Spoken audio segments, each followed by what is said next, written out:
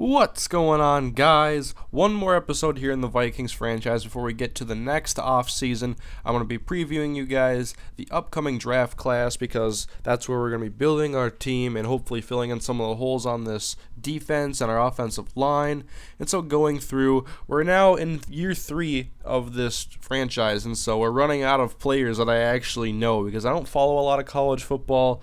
I've recognized some names here in the first year and the second year, and I recognize some in the third year, but not as many. Marcus Lattimore, if we needed the running back, I'd probably be the guy I'd focus on, but we got Adrian Peterson, so I haven't even looked at running back. I mean, when I used to play franchise, the fun part for me was always drafting these new running backs and quarterbacks, and right now we got Adrian Peterson and Christian Ponder. I'm not focusing on those positions, and so it's just working on defense and offensive line is the main priority, and also getting a new wide receiver in the offseason, in the draft, or free agency somehow, but this is really not good. They have got to fix some of the imported draft classes here. I mean, if I had like a Justin Blackmon first-round prospect, top 5 wide receiver, well, the top prospect is James Logan. He's a third-rounder, and so that's just, they've got to let more players into here and make sure there's at least first-round talent for like every position.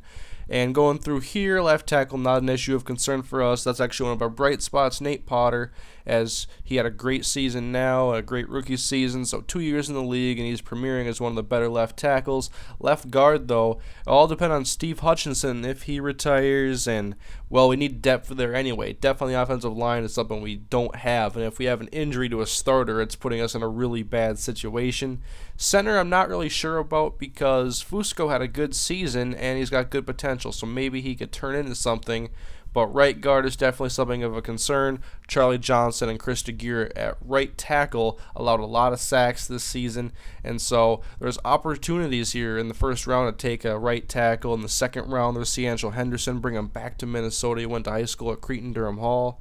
And then with defensive line, I get a lot of guys saying to trade Jared Allen, but he makes a big impact in the run game. And yeah, he doesn't get a lot of sacks, but that position really doesn't get a lot of sacks in Madden, and so I would not want to trade him. And plus, his contract is expired now, so I can't trade him. I could do a sign-and trade. But with Brian Robinson on the other side, I haven't seen a lot of progression, and this year wasn't a great season, and so it's something we're still going to work on. And then Kevin Williams is getting old, and also so is Jared Allen. I mean, we're 3 years into the future here. And then looking at linebacker, need someone. We have Vontaze Burfict in the middle. This was his rookie season, so he's just getting his feet wet, and we'll see how far he progresses. But on the other side, we need someone else who can be a run stopper because that's been our Achilles heel. We can't stop the run, and it's opening up too many holes in our defense, and so that's something we want to look at. And then in our secondary, I think it's actually one of our brighter spots.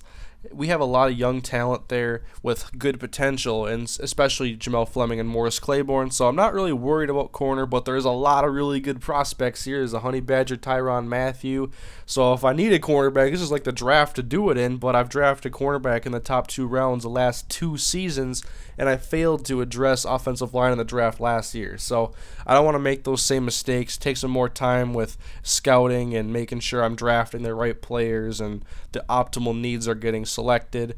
And then safety is definitely something we have to look at, especially when I play zone coverage, because that's going to be our safety blanket over the top.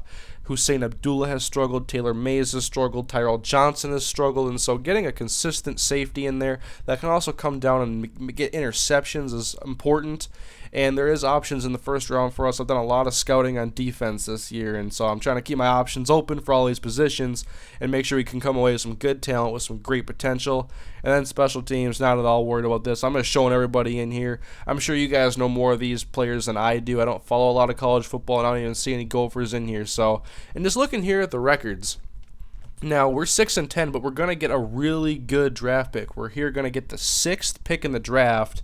So we're in a good position for rebuilding here with the top 10 draft pick, and hopefully with some good scouting, combine scouting, pro days, individual workouts, we can find someone to really target. I'm not sure yet because, well, wide receiver would be nice, but defense is also a priority.